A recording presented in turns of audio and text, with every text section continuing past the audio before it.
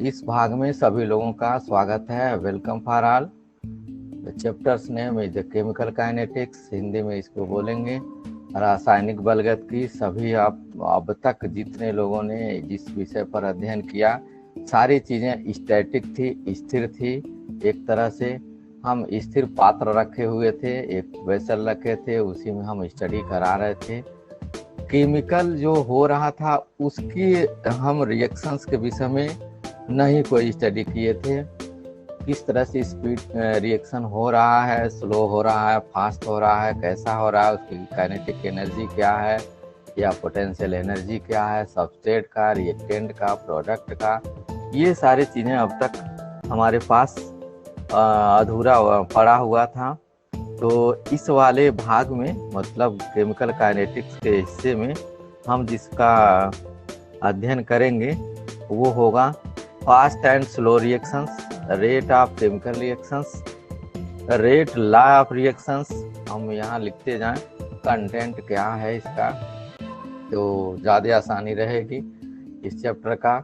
ये चैप्टर जो है टोटली मैथमेटिक्स वालों के लिए हैं 100%। इसलिए हो सकता है हमको कहीं दिक्कत होगी तो आप लोग सहयोग करेंगे मैथमेटिक्स में। तो चैप्टर्स कंप्लीटली कैलकुलेटिव है और इंटीग्रल और डिफरेंशियल है। कंटेंट्स में हम लोग पहले भाग में जो लेकर के आ रहे हैं, जितनी चीज़ों का स्टडी करना है वो पहला हिस्सा है ये फास्ट एंड स्लो रिएक्शंस। ये ध्यान में रखे रहिए, ये डिसाइडिंग फैक्टर होगा।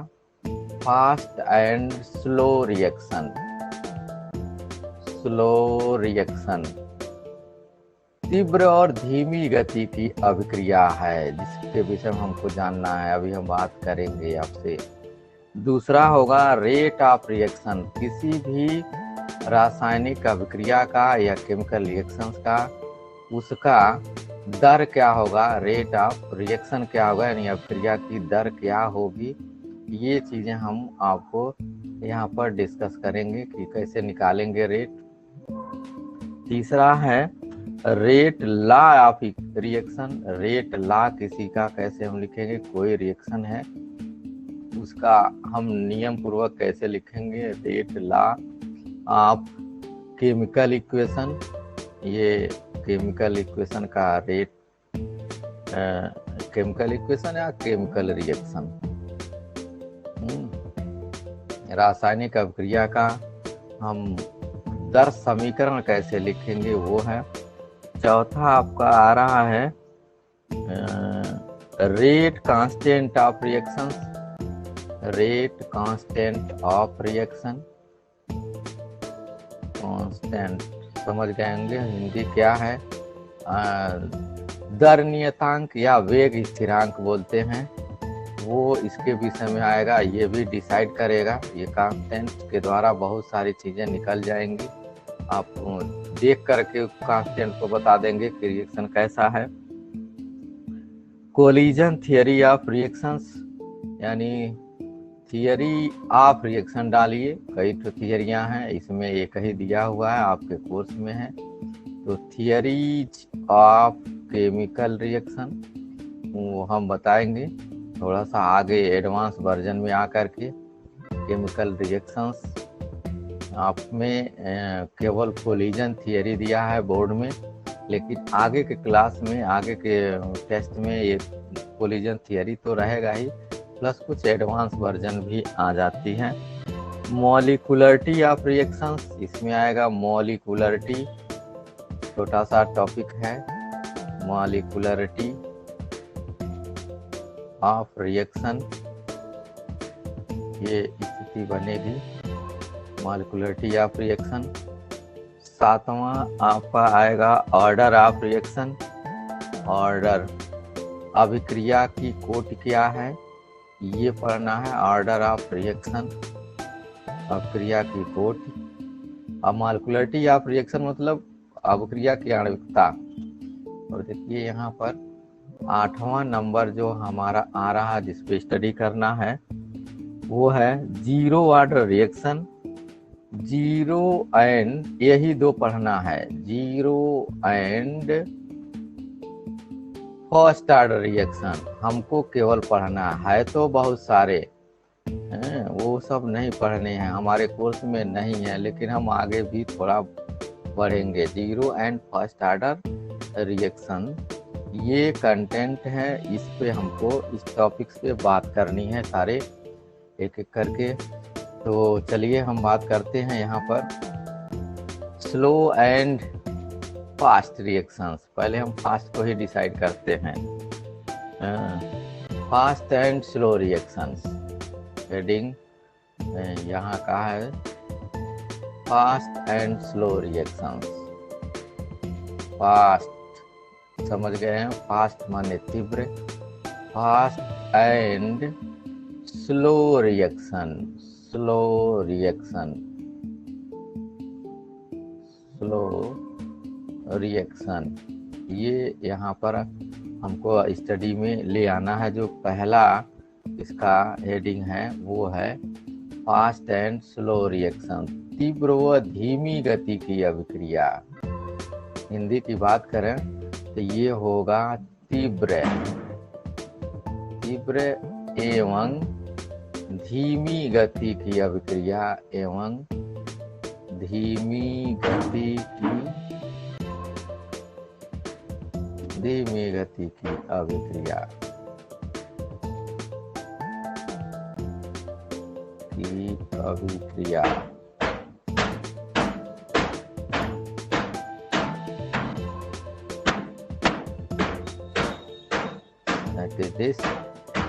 चलिए इसमें से जो फास्ट रिएक्शंस है वो समझिए पहले। यानी जो फास्ट रिएक्शंस होंगे वो कौन से होंगे?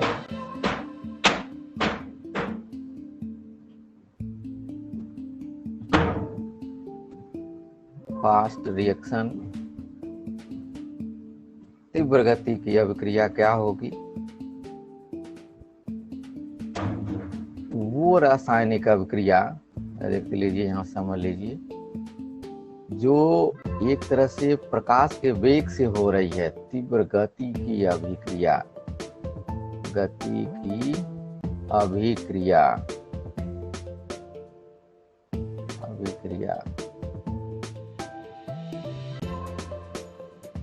इसकी बात हम कर रहे हैं।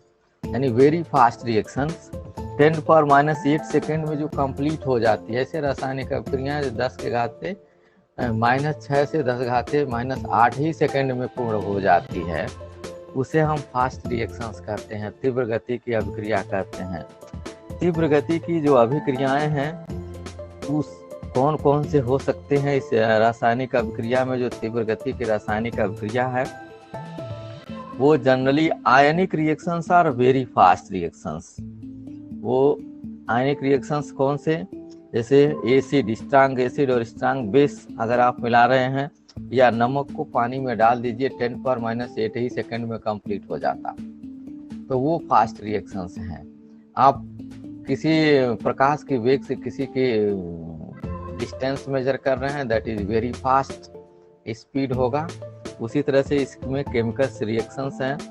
सभी inorganic reactions, all inorganic reactions are fast reactions. अगर हम बात यही करना चाहें तो आप बात करेंगे यहाँ से ऑल इनऑर्गेनिक रिएक्शंस, जितने इनऑर्गेनिक रिएक्शंस हैं, ऑल इनऑर्गेनिक रिएक्शंस, याद रखिए सभी अकार्बनिक अभिक्रियाएं, inorganic reactions are fast reactions. तो स्लो कौन होंगे वो तो अभी बताया जाएगा, ये ध्यान में रख लीजिए। अब सभी इनऑर्गेनिक रिएक्शंस में क्या क्या है जिसमें कार्बन नहीं है, वो सब के सब जो फास्ट रिएक्शंस के श्रेणी में आते हैं। एग्जांपल्स है स्ट्रांग एसिड, यहाँ से अगर हम ले लें 1 नंबर पर स्ट्रांग एसिड, कोई स्ट्रांग एसिड आप ले सकते हैं जो भी आपको मन करे, स्ट्रांग एसिड और स्ट्रांग बेस का हम रिएक्शन करा दें तो ये 10⁻⁶ से 10⁻⁸ सेकेंड में ख़त्म हो जाता है। बनता क्या है, साल्ट एंड वाटर, ये जान रहे हैं। लवण और जल का निर्माण होता है। कोई उदाहरण यहाँ से आप ले लीजिए। इसके केस में स्ट्रांग एसिड, जैसे आपने HCl लिया और HCl को हम स्ट्रांग बेस NaOH के साथ रिएक्शन करा दें, देन इट विल गिव्स, क्या प्रोड्यूस करेगा, NaCl बनाएगा, NaCl और प्लस वाटर बनेगा। ये सभी जानते हैं। लेकिन ये अभिक्रिया 10⁻⁻, समझिए 8 ही सेकेंड में कंप्लीट हो जाती है। तो ऐसे रिएक्शंस फिर हमारे लिए तो महत्वपूर्ण होंगे ही और यूजफुल भी लेके आना है। सभी साल्ट जितने होंगे वो फास्ट रिएक्शंस होंगे। जैसे जितने साल्ट कैसे लिया है, लेकर के आए, ऑल साल्ट्स, कोनो साल्ट हो, चाहे वो ऑर्गेनिक हो या inorganic, all salts reacts very fastly, ये समझ लीजिए बहुत तेज रिएक्ट करते हैं। और एग्जाम्पल के तौर पर अगर हम NaCl को पानी में डाल दें तो तुरंत ही NaCl यानी डिजॉल्व हो जाएगा, उसमें घुल जाएगा और फिर यही ऊपर वाला रिएक्शन रिवर्ट हो जाता, NaOH प्लस HCl बन जाता है। तो ये आपका वेरी फास्ट रिएक्शन के सीरीज में आ जाता है। तो तीव्र गति के अभिक्रियाओं का वेग का निर्धारण जो है, हम जब तक इंस्ट्रूमेंट वगैरह संभालेंगे तब तक पता चला कि हो गया, वो रिएक्शंस कंप्लीट हो गई। और रिएक्शन कंप्लीट हो गई तो हम उसको टाइम ही नहीं मेजर, जैसे आपको बताया गया हाइजेनबर्ग वाला प्रिंसिपल, कि हाइजेनबर्ग ने कहा कि किसी भी सूक्ष्म कण का स्थिति और वेग का सही निर्धारण हम नहीं कर सकते। यदि किसी एक का निर्धारण करेंगे तो दूसरा ऑटोमेटिकली स्वतः ही समाप्त हो जाएगा, वैनिश हो जाएगा। तो ये देखिए, फिर हम आ जाते हैं कि जो सभी इनऑर्गेनिक रिएक्शंस हैं वो सब they are going to very fastly react to each other, बहुत तेज रिएक्शन करेंगे। सभी अम्ल, सभी क्षार, हमने स्ट्रांग ही केवल लिखा है, ध्यान में रखे रहिएगा। सभी अम्ल और सभी क्षार वो रिएक्ट करते हैं, वो फास्ट रिएक्ट करते हैं। हाँ, वीक एसिड और वीक बेस होगा तो वहीं पर रिएक्शन थोड़ा सा स्लो हो जाता है। और जब स्लो हो गया तो आप समझ लीजिए वो मेरे कंट्रोल में आ गया। हमारा मेन उद्देश्य यही है कि हम कैसे किसी को नियंत्रित करें। तो अगर आपसे पूछा जाए कि फास्ट रिएक्शंस का रेट किन विधियों से डिटरमिन कर सकते, तो इंटरमीडिएट में बोलेंगे हमें ज्ञात नहीं है। इंटर की अगर कोई एग्जाम हो रहा है इंटरमीडिएट स्तर पर, तो आप बोलेंगे हम नहीं डिटरमिन कर सकते स्ट्रांग फास्ट रिएक्शंस का वेलोसिटी या रेट का निर्धारण हम नहीं कर सकते। बट जब कहीं कॉम्पिटिटिव एग्जाम में आ रहे हैं तो ये क्लियर कर लीजिए कि फास्ट रिएक्शंस का जो रेट है वो निर्धारित की जा सकती है, वो विधियों हम उपयोग कर सकते हैं और वो विधि होगी। देखिए यहाँ मेथड कौन कौन से है, मेथड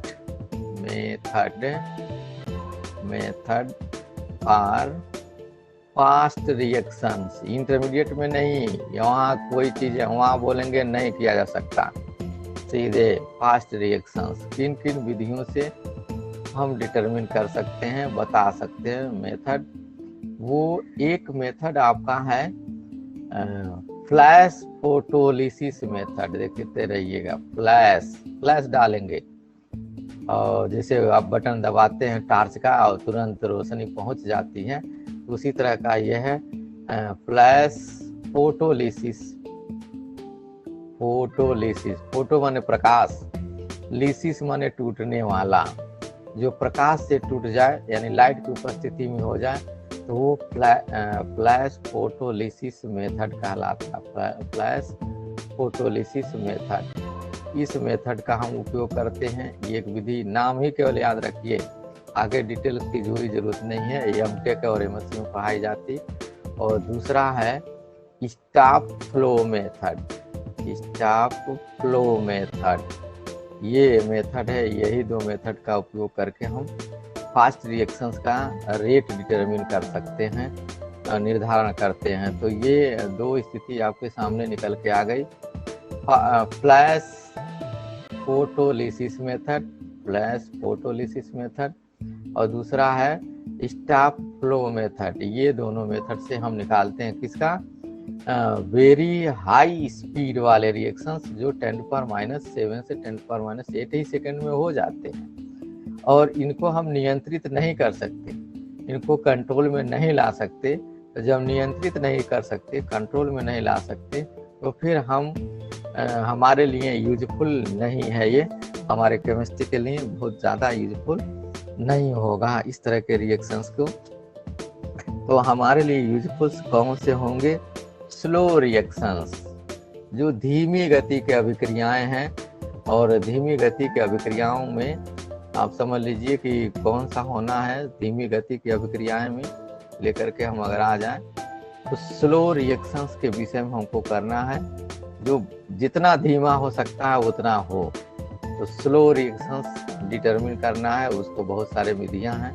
तो स्लो रिएक्शंस आप ले आइए यहाँ, that is slow reaction. Reaction आपको लिखना है स्लो रिएक्शन, यानी धीमी गति की अभिक्रिया, धीमी गति की अभिक्रिया, हिंदी इसकी होगी धीमी गति की अभिक्रिया, दैट इज दिस। कैसे हम लेकर के आए, अंग्रेजी का विशेष इस पे रोब आपका होना चाहिए, क्योंकि सारी टर्म्स जो है इंग्लिश में बहुत आसान है, बहुत ज़्यादा आसान है, समझना भी आसान, लिखना भी आसान। हिंदी थोड़ा कठिन है इसके भी केस में, इसलिए हम हिंदी और अंग्रेजी आपके साथ दोनों लेकर के चलेंगे इसके निर्धारण में। अब देखिए, जैसे हम भोजन कर रहे हैं, ये भोजन अगर एंजाइम नहीं होता, सपोज दैट एंजाइम नहीं होता, तो 50 घंटा लगता उसको डाइजेस्ट होने में। जो एक दिन आप भोजन करते हैं वो अगर एंजाइमेटिक नहीं होता, मतलब कैटेलिटिक नहीं होता, तो वो 50 घंटे में, 50 से 55 घंटे में जाके वो 50 दिन में, सॉरी घंटा नहीं दिन लगेगा, इतना दिन लगेगा, मतलब एक बार खाओ और 1 महीना तक आराम करो, ये स्थिति है। लेकिन एनर्जी प्रोडक्शंस भी, उत्पादन भी बहुत कम होता। एंजाइम्स जो हमारे शरीर में हैं, लाइपेज, जाइमेज, इन्वर्टेज, ये सब जो है, ट्रिप्सिन, ये रिएक्शंस को बड़ी फास्ट करा देते हैं। और भोजन आप लेते हैं तो देखते हैं कि 6 घंटे में डाइजेशन हो जाता है, और फिर भूख लगने लगती है, और फिर दूसरा शिफ्ट की तैयारी में आप हो जाते हैं।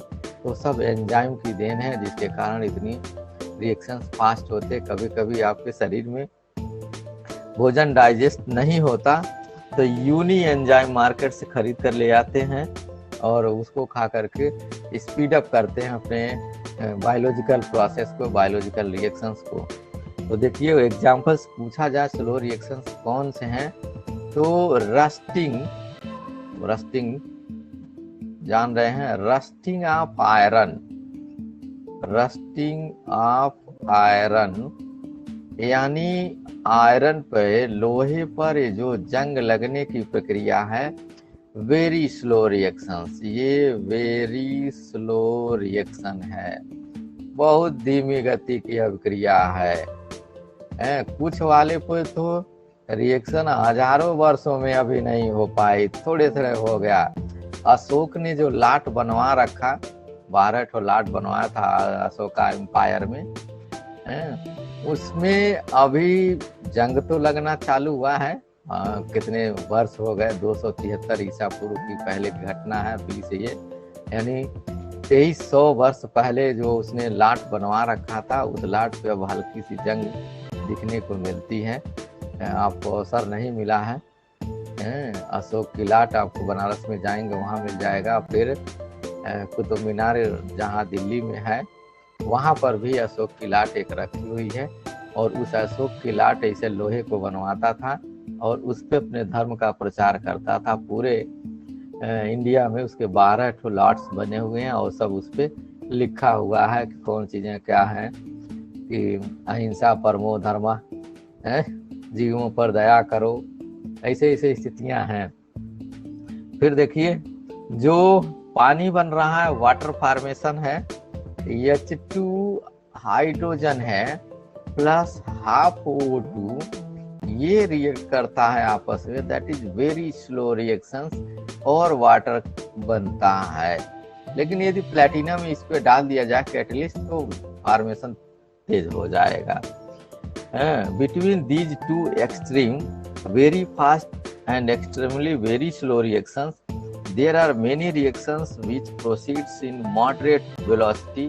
इसकी वेलोसिटी मॉडरेट होगी, उसी को ही हम यहाँ अध्ययन करेंगे, वही पार्ट हमारे लिए यूजफुल होगा। अब देखिए यहाँ से ये तो बहुत वेरी स्लो हो गया, ये भी वेरी स्लो रिएक्शन।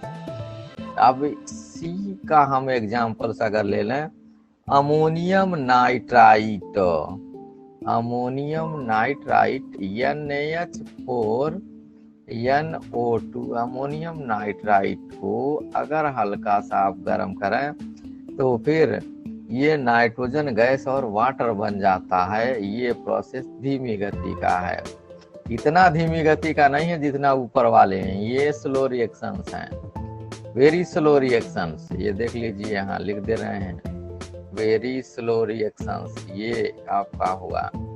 रिएक्शन को हम ऐसे भी लिख सकते हैं, ये स्लो रिएक्शन है, दैट इज धीमी गति की अभिक्रिया ये है, स्लो रिएक्शन यहाँ है, ये स्थिति बन रही है यहाँ पर। H2S है, H2S को भी आप गर्म करिए तो हाइड्रोजन और सल्फर के बीच का बॉन्ड ब्रेक होता और प्रोडक्शन में आता 2H2, हाइड्रोजन गैस बनाता है और प्लस S2 बन जाता है, या आप 2S ऐसे कर लीजिए तो ज़्यादा सही है, ये बनता है। ये भी स्लो रिएक्शंस हैं। अब स्लो रिएक्शंस तो हमको और फास्ट के विषय में तो स्टडी करने को तो आ ही गया, लेकिन कैसे किया जाए ये डिपेंड्स करता है वो किस तरह से हम लें। देखिए यहाँ जिस तरह से आप स्पीड मेजर करते हैं, वे समझिए, फिर फिजिक्स आ रहा है कंप्लीट रूप से फिजिक्स। जिस तरह से फिजिक्स को आप स्पीड मेजर करते हैं, हम कहीं लिख दे रहे हैं स्पीड या वेलोसिटी, दोनों की बात करेंगे हम। स्पीड तो आप समझ रहे हैं स्केलर क्वांटिटी है, अदिश राशि है, तो स्पीड इज इक्वल टू होता है डिस्टेंस, जो डिस्टेंस ट्रैवल किया ऑब्जेक्ट ने, डिस्टेंस अपॉन टाइम, ये आपका हो गया स्पीड। तो उसके केस में कोई भी A से B जा रहा हो, A से B तक डिस्टेंस अगर D हो, यहाँ ये है और यहाँ से चला गया B तक, ये डिस्टेंस ये अगर D लग रहा है तो और टाइम T लग रहा हो, तो देन स्पीड या velocity V is equal to D/T निकलेगा। यह देख लीजिए डिस्टेंस ट्रेवल्स। अगर इसको हम चेंज निकाल लें, चेंज देखिएगा कि यहाँ वेलोसिटी अगर V1 रहा, यहाँ V2 रहा, तो ये क्या होगा V1 और ये V2 हो जाए, तो ये जो निकालेंगे V2 माइनस V1, ये अब रिलेटिव आ गया। जब रिलेटिव आ जाएगा तो इनिशियल वैल्यू यानी मूल बिंदु का हमारा कोई मतलब नहीं होता, ये सापेक्षवाद एक तरह से हो जाता है। उसी तरह से यहाँ फाइनल में से इनिशियल घटा दें तो D2 माइनस D1 होगा, and then T2 minus T1, तब T2 माइनस T1 होगा। और इसी को आप निकाल दीजिए अच्छे ढंग से, तो ये that is known as V। जो V हम निकाल रहे हैं वो V आयतन वाला नहीं समझेंगे, ये होगा डेल्टा D या delta S upon delta T। तो इसको हम बोलेंगे एवरेज वेलोसिटी, ये देखते रहिएगा, एवरेज वेलोसिटी है ये, और जिसके विषय में हम बात कर रहे हैं वेलोसिटी। ये है, मतलब औसत वेग है। लेकिन ये किसके केस में है? ये सब के सब फिजिक्स में है, फिजिकल क्वांटिटी के ऑब्जर्वेशंस में इस तरह की स्थितियां आप प्रयुक्त करते हैं। लेकिन हमारा क्या है, ये सबसे बड़ी समस्या जिसको हम स्टडी करने चल रहे हैं, वो कैसा है, वो क्या है। तो वो स्टडी में लेकर के अगर आए तो हम केमिकल अप्रोच लीजिए। देखिए यहाँ पर केमिकल अप्रोच यानी केमिस्ट्री में क्या होगा, केमिकल अप्रोच पर आइए। वो तो फिजिकल अप्रोच था, यहाँ केमिकल अप्रोच, रासायनिक अप्रोच में हम क्या ले आए, हमारा क्या ट्रांसफर हो रहा है, मूल चीजें आप समझें। यानी रसायन विज्ञान में ट्रांसफर क्या हो रहा है, पहले तो रिएक्शंस की ही लिख करके देख लें। और रिएक्शंस क्या है, रिएक्शंस आपका देखिए यहाँ क्या है कि एक रिएक्टेंट है या तो मतलब अभिकारक है, और अगर चाहेंगे तो रिएजेंट है। रिएजेंट मतलब क्या कहें, अभिकर्मक है। ये दोनों आपस में लड़ते हैं और बनते क्या है, प्रोडक्ट। प्रोडक्ट बन सकता है और इसके साथ साइड प्रोडक्ट भी बनेगा, सह उत्पाद भी बनेगा। तो ये दो चीजें यहाँ बनती हैं, कम से कम दो तो बनेगे ही। और ये अगर हिंदी लिखें तो रिएक्टेंट माने अभिकारक या आधार, इसको बोलते हैं हिंदी में अभिकारक कहते हैं। और ये आपका हो गया अभिकर्मक कहते। हमको यहाँ अभिकर्मक हो गया, जरूरत पड़ेगी तो यहाँ कैटलिस्ट उत्प्रेरक की भी जरूरत पड़ सकती है, ये भी आएगा। प्रोडक्ट उत्पाद है, देखते रहें, ये उत्पाद है। ये उत्पाद बनेगा तो नीचे सह उत्पाद भी बनेगा, कुछ भले कम हो। बिना सह उत्पाद के मेन उत्पाद नहीं बनता। लिटिल अमाउंट बल 99.9% प्रोडक्ट होगा तो भी 0.01% आपका साइड प्रोडक्ट आएगा। ये स्थितियां एब्सोल्यूट नहीं हो सकता, लेकिन आप मान के चलेंगे एब्सोल्यूट सारी चीजें हो रही हैं। यानी यहाँ अगर हम थोड़ा सा अपने उसमें ले लें तो ये कोई जो यहाँ पर है वो ये आपका या रिएक्टेंट आपका जैसे भी ले लें, ये जो है वो प्रोडक्ट पी में कन्वर्ट हो रहा है, पी में कन्वर्ट हो रहा है।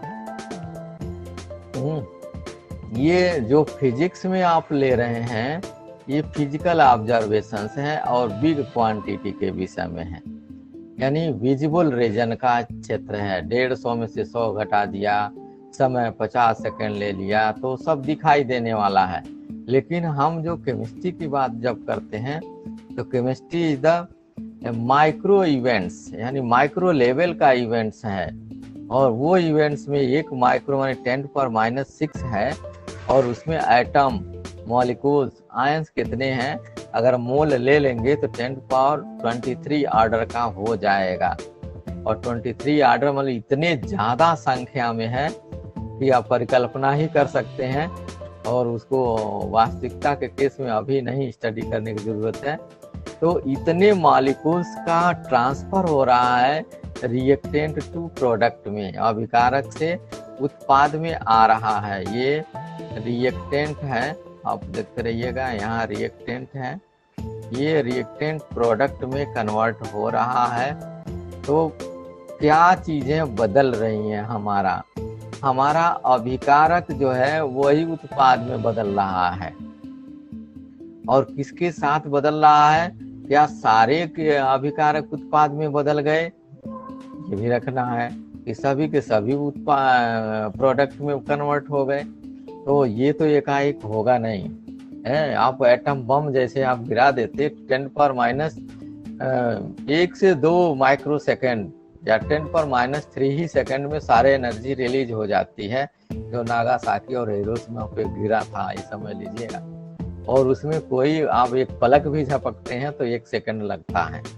उतने देर में सारे एनर्जी रिलीज हो गई, जो जहां था वहीं समाप्त हो गया। सोच नहीं पाया, उठ नहीं पाया। ये स्थिति नागासाकी और हिरोशिमा का है। फिलहाल हम उससे इतने high speed reactions, atom bomb, hydrogen bomb के विषय में बात नहीं कर रहे हैं। हम स्लो रिएक्शंस की बात कर रहे हैं। और स्लो रिएक्शंस में अभिकारक उत्पाद में बदलता है। अभिकारक उत्पाद में क्या सभी अभिकारक उत्पाद में बदलते हैं? तो नहीं, वे अभिकारक उत्पाद में बदलते हैं जिनका द्रव्यमान सक्रिय हो। तो एक्टिव मास यहाँ से समझ लीजिएगा क्या होगा। एक्टिव मास हिंदी की बात करें हम तो सक्रिय द्रव्यमान। एक्टिव मास आपको पिछले क्लास में पढ़ाया गया था। एक्टिव मतलब होता है सक्रिय, मास मीन्स द्रव्यमान। जैसे मैंने आपसे कहा था कि आप पेन ही लेकर के अगर इसको उतार रहे हैं अपने नोट पे, तो पूरा पेन अगर 10 ग्राम का है तो 10 ग्राम का पेन हमारे लिए एक्टिव नहीं है। हमारे लिए जो इंक है उसके ट्यूब के अंदर बैरल में, वो एक्टिव, वही पेपर पे काम कर रही है। बाकी तो सभी फिजिकल ब्यूटी है, वो केमिस्ट्री वाला कैलकुलेट नहीं करता। तो वो पदार्थ जो अभिकारक से उत्पाद में बदलता है उसको हम सक्रिय उत्पाद कहते हैं। यानी जो प्रोडक्ट में अगर कन्वर्ट नहीं होगा तो वो हमारा सक्रिय उत्पाद या सक्रिय मास, सक्रिय द्रव्यमान नहीं होगा। सक्रिय द्रव्यमान वह द्रव्यमान है जो अभिकारक से उत्पाद में बदलता है। ध्यान में रखे रहिए, सभी अभिकारक के द्रव्यमान सक्रिय नहीं होते। सभी अभिकारक के द्रव्यमान सक्रिय नहीं होते।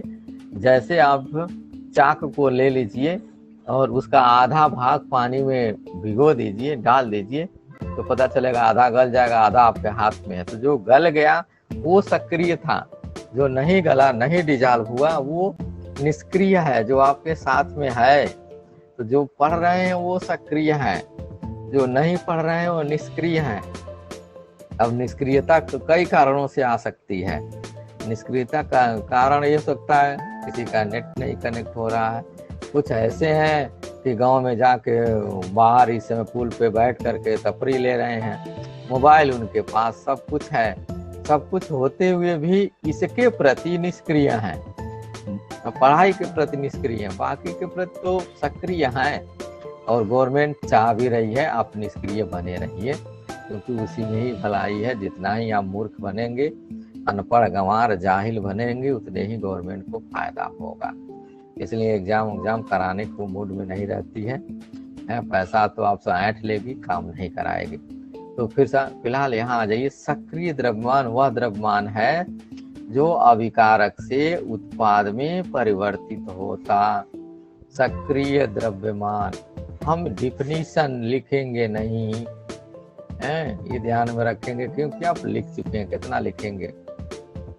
सक्रिय द्रव्यमान को मोलरता, देखिए एक्टिव मास जो है वो हम ए लिखेंगे। A is directly proportional to the X. X माने मोल प्रभाज, यही जो है मोलरिटी के उसमें होता, प्रोपोर्शनल होता एक्टिव मास, यही कंसंट्रेशन के प्रोपोर्शनल होता। यानी अगर हम इसको हम ला दें तो देखते रहिए, A इज इक्वल टू एक रेशियो आएगा, ऐसे बना दें तो ये एक्स हो गया, यही आपका ये गामा यहाँ आ जाएगा तो यम होगा, यही आपका गामा आ गया तो सी होगा। हम जिसकी आप स्टडी करने जा रहे हैं वो ध्यान में रखिए, वो आइडियल है। और जब वो आइडियल है तो आइडियल के केस में गामा की वैल्यू 1 होती है। तो आप अपने दिमाग में हमेशा बनाए रखेंगे कि आइडियल है, यानी जो एक्टिविटी है, ये स्टैंड फॉर एक्टिविटी, क्रियाशीलता, एक्टिविटी, ये देखते रहिएगा, एक्टिविटी है। और गामा को हम बोलते हैं एक्टिविटी कोफिशिएंट। एक्टिविटी कोफिशिएंट है ये, कोफिशिएंट बोलते हैं इसको, गुणांक। सक्रियता गुणांक, यह सक्रिय गुणांक है गामा, और आदर्श के केस में गामा की वैल्यू 1 हो जाएगी। तो आप ध्यान में रखे रहे, जब वो आइडियल होगा उसके केस में उसकी सांद्रता मोलरता के बराबर हो जाएगी या मोल प्रभाज्य के बराबर होगी। तो आप जो भी यहाँ लेंगे एक्टिविटी, वो that is equal to the C. C means molarity. Molarity आप समझ सकते हैं क्या होती है, मोलरिटी। मोलरिटी हिंदी मोलरता, फिर वहीं आ गए जहां चले थे, मोलरता। परिभाषा फिर नहीं लिखेंगे, आपको बता भर देंगे। मोलरता क्या है कि इकाई लीटर आयतन में घुले विलेय के मोलों की संख्या को मोलरता कहते हैं। इकाई लीटर विलयन में घुले, मतलब 1 लीटर विलयन ले लें या आप 1 लीटर विलायक ले लें, विलयन और विलायक का आयतन समान होगा आइडियल केस में। तो 1 लीटर विलयन में घुले विलेय के मोलों की संख्या को मोलरता कहते, और ये बार बार आपका इसमें से हिट करेगा, ये फार्मूला आएगा, लगाना पड़ेगा। 1000 हो गया इंटू W हो गया बाई M हो गया, and then that is divided by V। ये देख लीजिए V है ये है, तो V का केस है ये, यहाँ पर वो लिया गया है, तो ये V है। V volume of the vessel, ये स्थिति है। और W सभी जान रहे हैं, हमको लिख भी दे रहे हैं, W विलेय की मात्रा है। विलेय यहाँ पर यही लेंगे, विलेय की मात्रा है, दैट इज दिस, मात्रा है। M विलेय का अणुभार है, विलेय का अणुभार है, सभी जानते हैं, इसलिए हम ज़्यादा इस पर डिटेल पे नहीं जा रहे हैं। जाएंगे तो फिर हम ज़्यादा टाइम टेकिंग प्रोसेस लग जाएगा। भी विलयन का आयतन है, वेसल का आयतन नहीं है, विलयन का आयतन है। विलयन का आयतन क्या होगा, वो है यम। आपकी मोलरता तो दिख ही रही है, तो इस मोलरता को आपको निकालना है। वो फार्मूला नहीं दिया रहेगा, ये डायरेक्ट में विलेय का भार, विलेय का अणुभार, ये सब आयतन दिया रहेगा, उससे आप कन्वर्ट कर कैलकुलेट करके निकाल लीजिए। अब देखिए यहाँ से हमारा यहाँ हो क्या रहा है, अभिकारक है, अभिकारक उत्पाद में कन्वर्ट हो रहा है। ये रिएक्शंस आपके सामने आ रहे हैं, अभिकारक उत्पाद में बदल रहा है, रिएक्टेंट प्रोडक्ट में जा रहा है। तो T इज इक्वल टू, देखते रहिए, T इज इक्वल टू यदि 0 रहा उस समय यह A मोल में रखा था तो B बना ही नहीं था। A मोल प्रति लीटर, ध्यान में रखे रहेंगे, A is the molarity, mole पर लीटर है।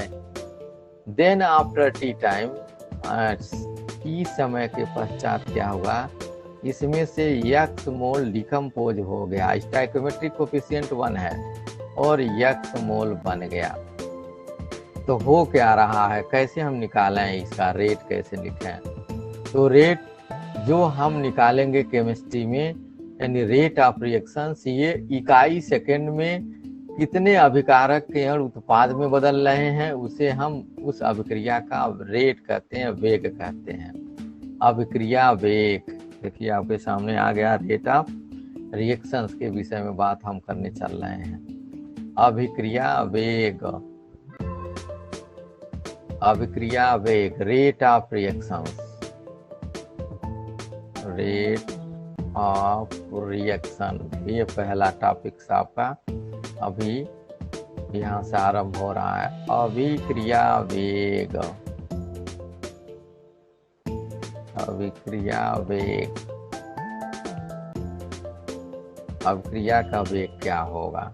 तो यहाँ अगर बात करें हम हिंदी में, तो होगा क्या कि इकाई समय में अभिकारक अणुओं का उत्पाद में जो परिवर्तन हुआ, मोलों की संख्या को ही हम उस अभिक्रिया का वेग कहते हैं। या इकाई सेकंड में, इकाई समय में अभिकारक के जो सक्रिय अणु है वो उत्पाद में जो परिवर्तित हुए हैं वो अभिक्रिया का वेग कहलाता है। अंग्रेजी देखिए, rate of change of reactant active molecules of the reactant is called rate of reactions. यहाँ हम लिख दे रहे हैं अंग्रेजी में, देखिए तो ये कितना आसान हो जा रहा है अंग्रेजी आपके लिए इंग्लिश में। Rate of change of, rate of change of, किसका हम चेंज ले रहे हैं, change of active mass, active mass of reactant, reactant into the product, into the product, into the product is called rate of reactions, is called rate of reaction। इसी को ही हम rate of reaction कहते हैं। फिर से देख लीजिए, rate of change of, rate माने दर, दर माने समय से भाग दिया गया, किसमें, चेंज ऑफ एक्टिव मास, जो अभिकारक का द्रव्यमान है वो है, ये से जो पी में बदल रहा है ये है प्रोडक्ट उत्पाद में कितना बदला। Rate of change of active mass of reactant, reactant into the product is called rate of reaction. इसी तरह से एंड वाइसी वर्सा, और एंड देखिए यहाँ वाइसी वर्सा, वाइसी वर्सा मतलब आप इसको उत्पाद पे भी ला सकते हैं, यानी जब उत्पाद पे ला देंगे तो रिवर्सिबल रिएक्शन हो जाएगा, उत्क्रमणीय अभिक्रिया हो जाएगी। तो इकाई सेकेंड में अभिकारक के अणुओं में जो परिवर्तन हो रहा उत्पाद में वही हमारा अभिक्रिया वेग कहलाता है। Rate of change of active mass of reactant into the product is called rate of reaction, उसी को हम रेट ऑफ रिएक्शंस कहते हैं, अभिक्रिया का वेग कहते हैं। अब लिखिए, देखिए न्यूमेरिकल वैल्यू आ रहा, ये तो आपका थियोरेटिकल अप्रोच हुआ। न्यूमेरिकल्स पे कैसे आए, अगर हमारा देखिए हम लिख रहे हैं यहाँ पर कोई रिएक्शंस है, ये है और ए से पी में कन्वर्ट हुआ, प्रोडक्ट के केस में आ गया। T इज इक्वल टू जो हमने निकाला था T1 पर अगर हम ले लें, T छोड़ दीजिए, 0 का, यहाँ इसकी कंसंट्रेशन A1 थी, देखते रहिएगा हम ऐसे लिखे हैं, दैट इज दिस, ये 1 थी, तब ये अभी बना ही नहीं था, या बना भी होगा, सपोज कुछ बना ही होगा, ये भी P1 मान लेते हैं बना होगा। देन आफ्टर टी टाइम में से ये इसका कंसंट्रेशन A2 हो गया, A2 हो गया मतलब इतना बचा हुआ मात्रा है, और ये P2 हो गया, प्रोडक्ट में बदल गया। तो चेंज इन एक्टिव मास कैसे निकालेंगे, दैट इज डेल्टा ए, ये अगर की बात करें हम डेल्टा ए चेंज निकाल रहे हैं, तो ये होगा कंसंट्रेशन ऑफ फाइनल, मतलब A2 में से हम इनिशियल घटा दिए, ये आ गया। उसी तरह से डेल्टा टी अगर हम बात कर दें तो ये हो जाएगा T2 माइनस, ये T1 पे था, ये ध्यान में रख लीजिए, दैट इज इन, ये T1 का केस रहा, ये T2 पर अगर ले लें तो ये हो जाएगा T2 माइनस T1। अब हमको रेट निकालना है, रेट में जो हम यहाँ बात करेंगे तो सक्रिय द्रव्यमान होगा रेट, रेट जो वैल्यू हमारी निकल के आ रही है वो हो रही है रेट। तो आपको मैं बताया कि रेट इज द रेट, अभिक्रिया का दर जो होगा अभिकारक अणुओं का समय के साथ परिवर्तन है, rate of change of reactant molecule and product molecule दोनों के केस में आएगा।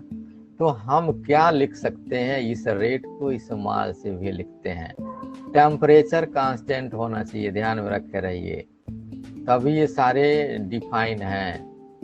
कभी भी बनाएंगे टेम्परेचर कांस्टेंट करेंगे तो होगा क्या कि डेल्टा ई सक्रिय द्रव्यमान का आपने डिवाइड कर दिया डेल्टा टी से, ये आपका रेट निकल गया किसी भी रासायनिक अभिक्रिया के अभिकारक अणुओं का। अब देखिए थोड़ा सा फिर हम पीछे पहुंच रहे हैं। अगर suppose that E is equal to 10 mole रहा, कब? जब हम लोगों ने रिएक्शन स्टडी किया था तो 10 मोल था, ये 10 मोल था, 10 मोल रहा था, तब ये बना ही नहीं। अगर हम मान लें कि ये 10 सेकेंड पर आ गए तो 10 में से 2 मोल चला गया। देखिए 10 में से 2 मोल चला गया तो बचा कितना? 8। तो ये बना कितना? 2 मोल। 2 मोल उत्पाद बन गया। अब बहुत ध्यान पूर्वक यहाँ देखेंगे, नहीं तो आगे आप काम नहीं कर पाएंगे। देखिए यहाँ अभिकारक में समय बीत रहा है, समय 0 से 10 सेकेंड आ गया, तो जो प्रारंभ में मोल लिए थे हम, 10 मोल लिए थे, ये 10 मोल, वो घट करके 10 सेकेंड में 8 आ गया।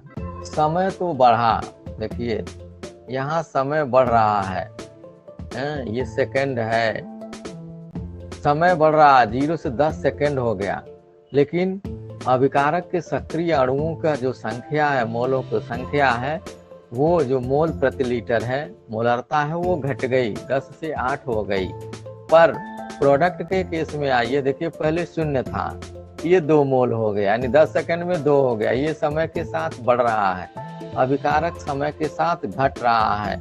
आप लेकर के अगर यहाँ पर आ जाएं तो देखिए ये क्या हो रहा है एक्चुअली, जो नेट आएगा यह समय के साथ घट रहा है, डेल्टा ए घट रहा है। डेल्टा ए की वैल्यू जो है वो समय के साथ घट रही है।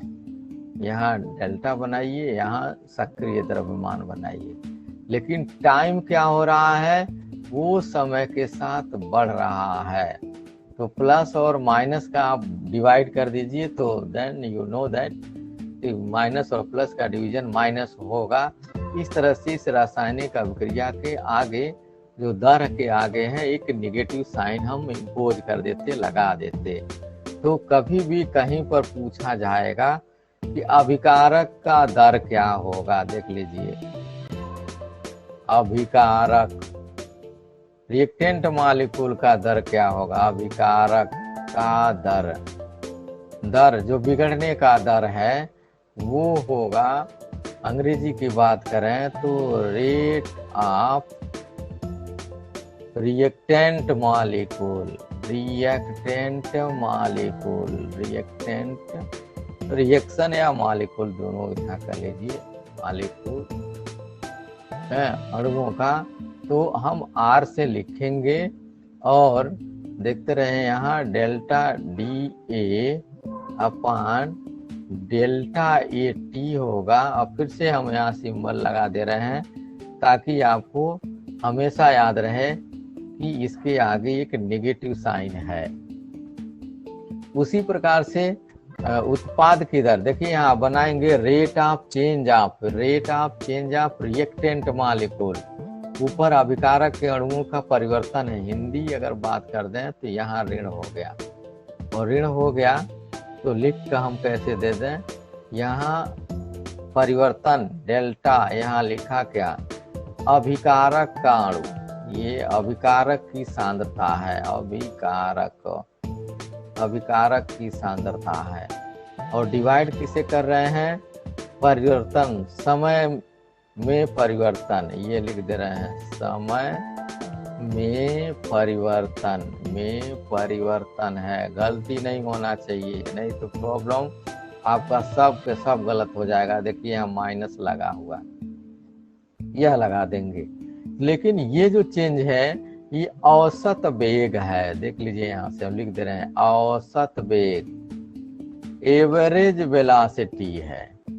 इसका औसत वेग उस रासायनिक अभिक्रिया का average velocity, average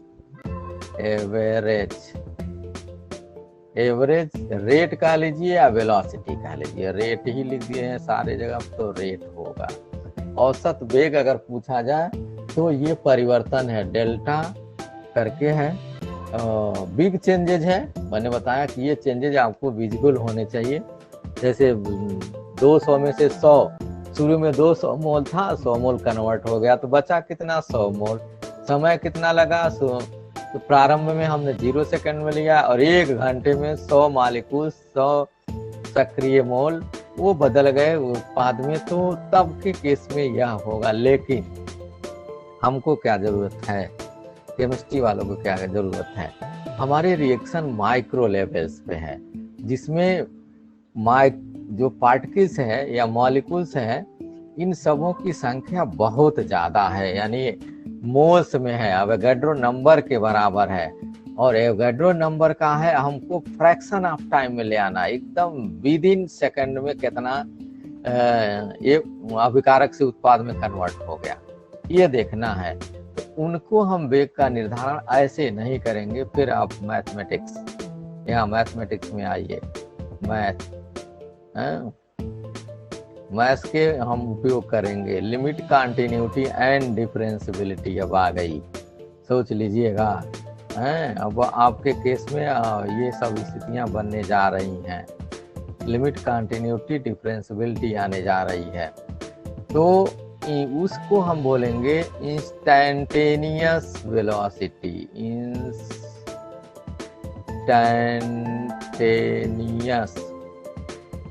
instantaneous velocity, वो that is called instantaneous velocity. इसे हम हिंदी में तात्क्षणिक वेग या दर बोलेंगे। तात्क्षणिक, क्या लिखें, ऐसे आप लोग समझ सकते हैं, हिंदी वाले हैं। तात्क्षणिक वेग, ये स्थिति इसकी हिंदी है, इंस्टैंटेनियस वेलोसिटी। और जब इंस्टैंटेनियस वेलोसिटी की हमारी बात होगी, देन यू टेक लिमिट, तब आपको लिमिट लेना होगा। किसका लिमिट लगाएंगे, ये देख लीजिए, यहाँ पर हम लिख दे रहे हैं, लिमिट लेंगे। लिमिट कहाँ, डेल्टा टी टेंस टू 0, किसका लेंगे, ये देख लीजिएगा, यहाँ delta A concentration of this and then divided by delta T, ये, और इसके आगे माइनस लगाए हुए हैं। देखिए यहाँ पर एक और भी लिख देते हैं, उत्पाद की भी सांद्रता इसी तरह से वहां पॉजिटिव होगी, यानी यहाँ delta P divided by delta T, ये आपका उत्पाद का होगा, ये तो रिएक्टेंट का हो गया, ये प्रोडक्ट का पॉजिटिव होगा, दोनों समय के साथ बढ़ रहे हैं, उसको लेकर आ रहे हैं। देखिए इसको अगर हम सॉल्व कर दें तो then that is comes out minus, लिखते रहेंगे, D differential of concentration A then divided by D T, that is called rate. यह रेट हुआ, किसका हुआ, रेट ऑफ रिएक्टेंट हुआ है। ये हम यहाँ लिख दे रहे हैं, रेट ऑफ रिएक्टेंट, अभिकारक का रिएक्टेंट, अभिकारक का दर है, कौन सा दर, तात्क्षणिक, इंस्टैंटेनियस, वो आपका यह हो गया। अब रेट ऑफ प्रोडक्ट का हम इंस्टैंटेनियस निकालें तो क्या होगा, रेट ऑफ प्रोडक्ट, उत्पाद की दर क्या होगी, तो वो भी आर के ही बराबर होगा। अंतर क्या हो जाएगा, ये माइनस के जगह प्लस हो जाएगा और ये dp अपॉन dt हो जाएगा। ये अभिक्रिया का दर हो गया है। फिर से यहाँ लिख दे रहे हैं, अभिक्रिया की दर, पूरा हीरो इसमें यही है, इस चैप्टर में अभिक्रिया की दर क्या होनी है। तो अभिक्रिया की दर यहाँ अगर निकाल दें, अभिक्रिया की दर, जो आज का एक टॉपिक खत्म हो रहा है, अभिक्रिया की दर उत्पाद के लिए अलग, केवल माइनस का, ये R is equal to minus dA upon dt, differentiating with respect to t है। उत्पाद की दर, तो उत्पाद क्या होगा इसमें, उत्पाद की दर की बात अगर हम कर दें तो रेट ऑफ प्रोडक्ट होगा और वो भी बराबर होगा, क्योंकि जिस रेट से बिगड़ेगा अभिक्रिया अभिकारक उसी रेट से प्रोडक्ट उत्पाद बनेगा। तो यहाँ पॉजिटिव होगा, and then that is equal to dP/dt।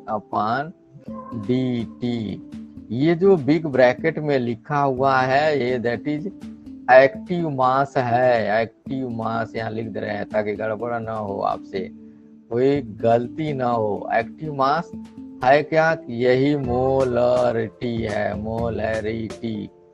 Molarity है। जब भी बिग ब्रैकेट में कोई चीजें लिख देंगे तो वो समझ लीजिएगा कि वो मोलरता है, मोल प्रति लीटर में है। नहीं है तो आप बदल लीजिए मोल प्रति लीटर में।